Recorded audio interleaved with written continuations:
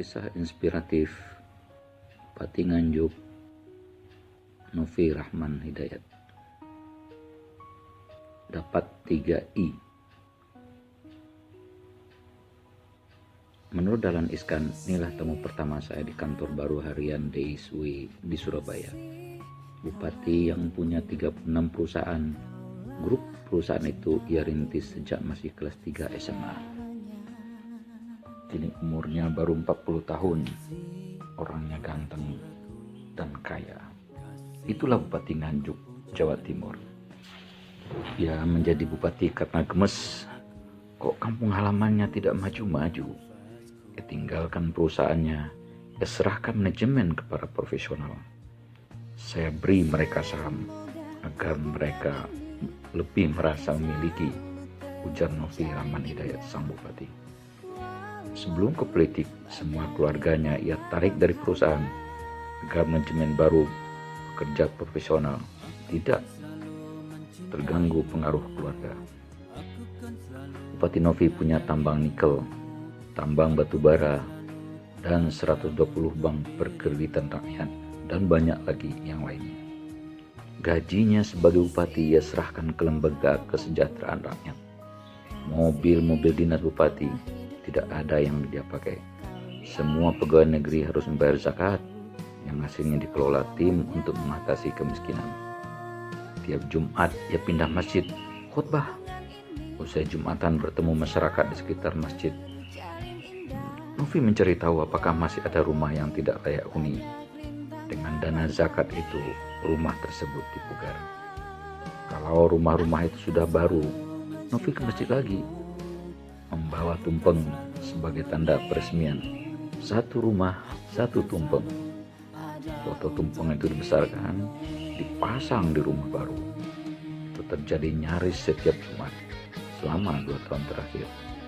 Novi juga mengubah hari buruh di Nganjuk menjadi lebih spiritual dari yang biasanya tegang di mana-mana. Di malam sebelum hari buruh 1 Mei, Novi mengadakan samaan besar-besaran, semacam istiqosah ala NU. Lokasinya di kampung pahlawan buruh, Marsinah. Makam Marsinah memang di Nganjuk. Wanita itu terbunuh sebagai martir di zaman Orde Baru. Dekat makam itulah samaan akbar dilangsungkan. Keesokan harinya tanggal 1 Mei diadakan haul Marsinah di seluruh Nganjuk. Acaranya khataman Al-Quran di masjid-masjid. Hari itu tidak ada demo atau pawai buruh di kabupaten itu.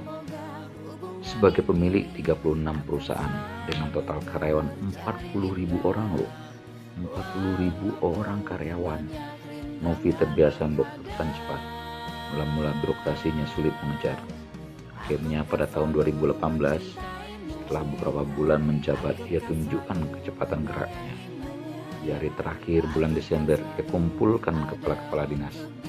Ada yang mengira itu untuk ikut perayaan malam tahun baru.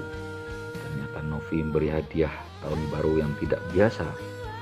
8 kepala dinas diganti, berlaku mulai malam tahun baru itu juga. Tanggal 1 Januari keesokan harinya, Novi tancap gas. Birokrasi barunya sudah seperti para manajer perusahaan. Novi ingin segera membuka kawasan industri yang pertama di seluruh Kepresidenan Kediri. Luasnya 600 hektar. Untuk tahap pertama,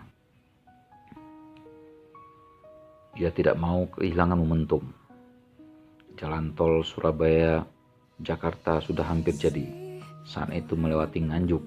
Alangkah tepatnya kalau ada kawasan industri di dekat jalan tol itu. Ia tetapkan lokasi di kawasan industri itu. Perizinannya harus cepat selesai. Penyiapannya pun harus lekas. Harga tanah di Nganjuk masih lebih murah dari wilayah di sekitar Surabaya. Jarak ke pelabuhan Tanjung Perak juga kurang dari 2 jam berkat jalan tol. Dalam waktu setahun kawasan itu sudah jadi seperti after kilat. Kini lebih dari 60 perusahaan masuk kawasan industri. Novi juga membangun lumbung RW. Setiap ketua RT menjadi pimpinan unit bisnis untuk warganya, khususnya petani. Di setiap RW selalu ditemukan rumah kosong yang ditinggal generasi anak cucu ke kota. Rumah kosong itu jadikan gudang, disewa. Petani satu kampung menyerahkan gabah ke Pak RW untuk disimpan di gudang tadi.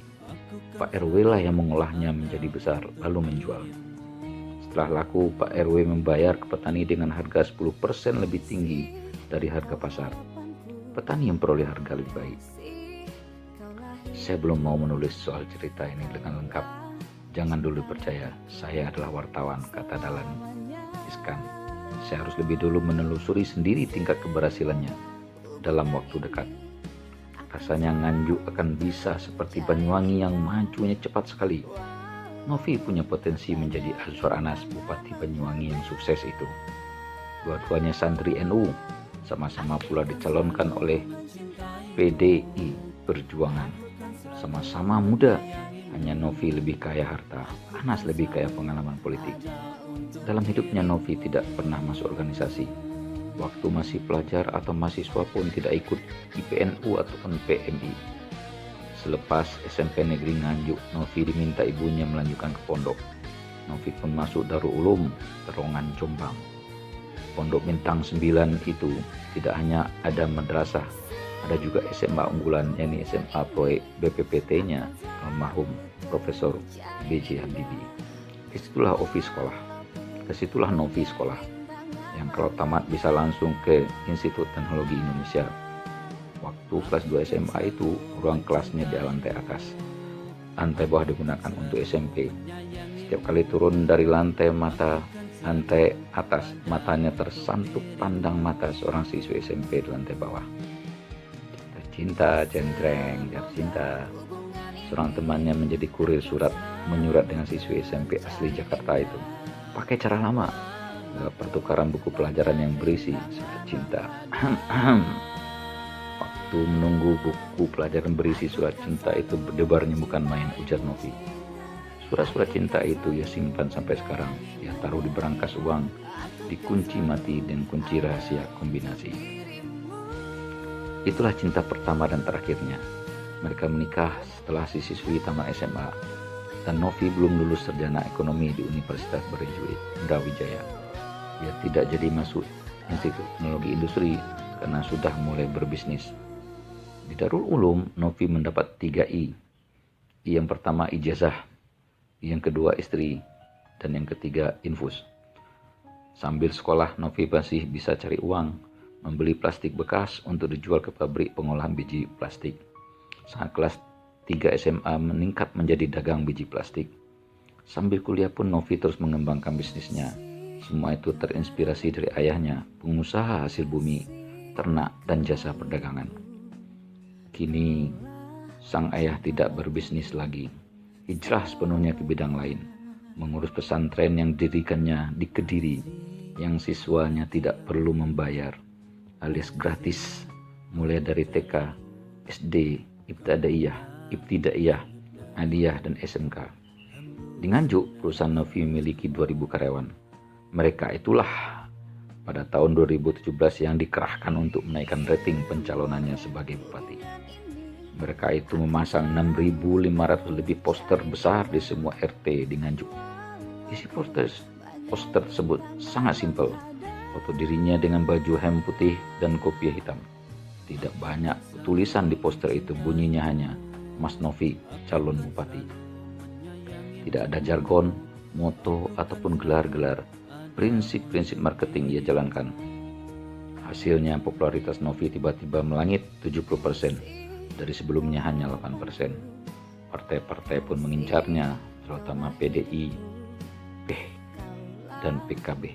Tingginya rating Novi membuat ia tidak perlu mencari partai. Kendaraan politik itu datang dengan sendiri. Ia sama sekali tidak perlu membayar mahar ke PDIP, tidak juga ke PKB. Ayahnya akrab dengan kiai-kiai utama di PKB. Hanya saja ia harus menggandeng kader PDIP sebagai wakil. Hasil kerjanya sangat nyata. Hasil surat cinta dalam buku pelajarannya pun nyata. Anaknya 5 orang. Yang tertua kuliah di Yemen, Darul Mustafa di kota Tarim. Dan dia masuk pesantren milik leluhurnya sendiri dari jalur istri Novi. Yang kedua dan ketiga wanita.